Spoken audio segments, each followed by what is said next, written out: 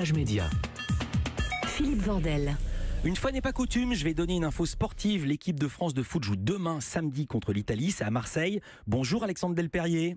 Bonjour Philippe. Vous êtes sur place et c'est vous qui allez commenter ce match amical France-Italie de foot demain, samedi, sur C8. Pourquoi sur C8 ? Parce qu'il s'agit de l'équipe de France féminine.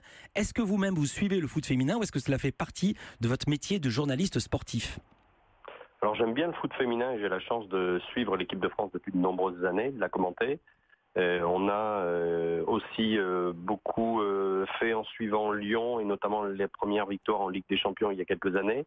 Donc oui, j'aime ce foot féminin et j'aime d'ailleurs le sport féminin en règle générale. Vous dites du foot féminin, les joueuses sont sympathiques, disponibles, normales. Il n'y a pas toutes les barrières qu'on peut trouver dans le foot masculin, toute pudeur évidemment respectée. On vous laisse rentrer dans le vestiaire ? Non, on ne me laisse pas rentrer dans le vestiaire, mais je trouve ça tout à fait normal. Non, mais c'était une façon de parler. Qu'est-ce qu'il y a de différent entre le foot féminin et le foot masculin ?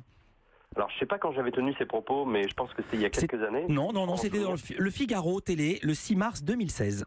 D'accord. Enfin, ce que je voulais dire, c'est que si je l'avais dit en 2010 ou 11, je continuerai à tenir ces propos. C'est que les jeunes femmes, vous avez le téléphone portable, on peut s'appeler, on vous donne quelques infos. Les entraîneurs sont sympas. Il y a eu Bruno Bini, il y a eu d'autres. Maintenant, il y a Corinne Diacre. Et c'est vrai que c'est très facile et très agréable de travailler avec l'équipe de France féminine. Il n'y a pas ces barrières, ce qui ne nous empêche pas d'être critiques quand les matchs ne sont pas bons, quand les performances ne sont pas à la hauteur. C'est-à-dire qu'un journaliste peut avoir accès à des joueurs, des joueuses ou un staff et n'est pas pour autant quelqu'un qui va être trop bienveillant ou ce que vous pouvez imaginer. Puisque vous parlez d'enjeux sportifs, c'est quoi l'enjeu de ce match ? C'est un match amical, mais pas seulement, plus que ça. Alors ce qui se passe, c'est que l'équipe de France est qualifiée pour la Coupe du Monde 2019 d'office, puisqu'elle aura lieu en France, cette Coupe du Monde. Donc d'ici là, ce ne sont que des matchs amicaux. Donc l'équipe de France qui a changé de staff l'été dernier a maintenant une femme, Corinne Diacre, qui est passée par le Clermont Foot et la Ligue 2 et les hommes auparavant. Et Corinne est en train de tester, de brasser très large, de voir beaucoup de jeunes joueuses qui ont gagné différentes compétitions avec les équipes de France de jeunes, pour essayer de former un groupe qui sera performant en 2019, parce que ce qu'il faut bien comprendre, c'est que l'équipe de France, depuis 2010, que j'ai la chance de la suivre et de la couvrir, pour Direct 8 et maintenant pour C8, cette équipe de France voit, on est plutôt à la fin d'un cycle, la fin d'une génération. Donc là, on est entre deux générations, donc c'est toujours un peu compliqué. Il y a quelques joueurs clés, cadres majeurs qui arrêtent, et puis il y a des nouvelles qui arrivent, mais qui ne sont pas toujours au même niveau tout de suite, qui manquent un peu d'expérience, évidemment. Donc on est plutôt sur une année de transition. Et puis ce France-Italie, il est important, parce que la dernière fois que la France a rencontré l'Italie, je m'en souviens, j'avais la chance de commenter ce match-là, c'était le 15 septembre 2010, c'était à Gubbio en Italie, et ce jour-là, la France s'est imposée et la France s'est qualifiée pour la Coupe du Monde 2011 en Allemagne. Donc c'était un très très beau souvenir. Alexandre Delperrier, le match est sur C8. Soisy-Boisard, ça marche à la télé, le foot et les filles. Quelles audiences ? Alors ça marche, même si ça n'a pas toujours intéressé les chaînes, mais ça c'était avant. Je vous donne un chiffre, Philippe. L'été dernier, pour l'Euro féminin de foot, il y a eu en moyenne 3,2 millions de téléspectateurs par match. Des matchs qui étaient retransmis sur France 2 et France 3, car c'est France Télévisions qui avait les droits et qui ne les a plus.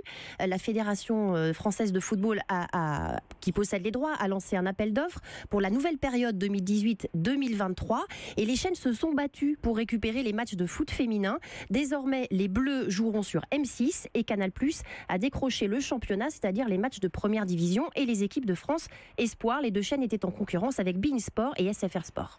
Tout le monde n'aime pas le foot féminin. Il y a beaucoup d'hommes, Alexandre Delperrier, qui pensent que le foot devrait être réservé aux hommes. Je me souviens de déclarations de Zlatan, mais certaines femmes aussi. Voici ce qu'en disait Christine Bravo dans l'émission Pour tous sur France 2. C'est une punition pour un journaliste sportif de commenter un match féminin. C'est comme présenter la météo. Que lui répondez-vous ? J'aime beaucoup Christine, mais Christine, on la connaît pour sa gouaille et pour ses envolées. Non, oublions Christine Bravo. Est-ce que c'est une punition de commenter un match de foot féminin ? Alors non seulement c'est pas une punition, mais c'est un vrai plaisir, parce que on triche pas, parce qu'on n'exagère pas dans les gestes ou dans les fautes, ou dans les simulations. Donc non, vraiment, non seulement je peux pas tenir ce discours-là, mais les audiences en témoignent. Et vous venez de le dire, je pense que les Français aiment le sport féminin. La Coupe du Monde de rugby aussi sur France Télévisions a été un vrai succès. Donc je pense qu'aujourd'hui, il me paraît un peu caduque ou obsolète l'idée de se dire c'est du sport féminin, ça sera moins bien que... c'est sûr qu'on ne peut pas leur demander les mêmes performances physiques. Alexandre Delperrier, je vous interromps parce qu'il nous reste 30 secondes pour parler de vos activités sur Yahoo. Qu'est-ce que vous faites ? Vous avez 30 secondes. Je suis directeur des programmes, des contenus et de l'information de Yahoo France. J'ai cette chance et ce privilège. Yahoo qui a été racheté par le géant américain Verizon de la téléphonie l'été dernier. On a fusionné avec AOL, avec le Huffington Post à travers le monde et aujourd'hui on a créé une entité média qui s'appelle Oath. Et Oath en France aujourd'hui, c'est 36,7 millions de visiteurs uniques par mois. Tout support confondu, et chaque jour on a 13,2 millions de personnes qui consomment nos sites en moyenne. Ça veut dire que à moi, et c'est mon rôle et à mes équipes, de produire du contenu de qualité différenciant, destiné en priorité pour le mobile, et voilà, et d'apporter ou d'accrocher les Français avec des formats innovants. Vous viendrez nous en parler. Verizon, moi je le prononce à la française, ils sont en train de devenir un géant, non pas de la télé mais des médias, ne riez pas s'il vous plaît.